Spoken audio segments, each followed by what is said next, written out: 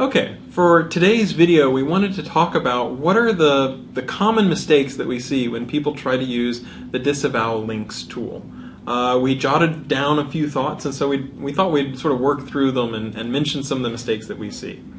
The first one is the file that you upload is supposed to be just a regular text file. So, expect something like either a comment on its own line, a domain that starts with domain : or a URL.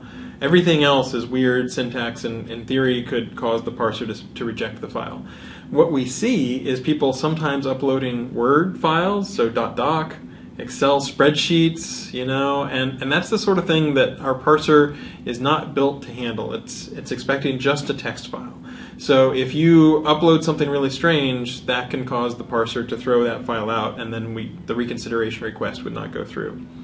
The other thing that we see is a lot of the times the first attempt at a reconsideration request, you see people really trying to take a scalpel and pick out individual bad links in a very granular way. And for better or worse, sometimes when you've got a really bad link profile, rather than a scalpel, you might be thinking more of a machete sort of thing. You need to go a little bit deeper in terms of getting rid of the really bad links. So, for example, if you've got links from some very spammy forum or something like that, rather than trying to identify the individual pages, that might be the opportunity to do a domain : So if you've got a lot of links that you think are bad from a particular site, just go ahead and do domain : and the name of that domain. Don't maybe try to pick out the individual links because you might be missing a lot more links. So a lot of the times people try to pick out the individual URLs when they should start thinking about domain : at least for the first cut. The other thing that we see is the domain : needs to have the right syntax. So domain : and then a domain name. Don't do domain : and then HTTP, or www. or something like that. An actual domain like example.com or mattkatts.com is what we're looking for there.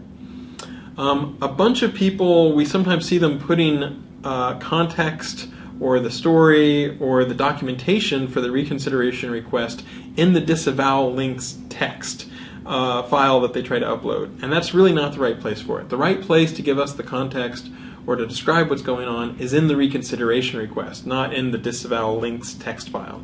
And a corollary to that is sometimes people will have a whole story up at the top, and they might have the first line commented, but then if they paste multiple lines of stuff, maybe there's some other line there that isn't commented. So if that's the case, then the parser might again say, this looks like a bad file, and throw it out in an abundance of caution, and then that might cause the reconsideration request to not go through. So you probably don't need a lot of comments. If they're there, I'd keep them short. I wouldn't make them multiple lines and all that sort of stuff, because it increases the likelihood that you might make a copy and paste error, and then we would not trust that particular file.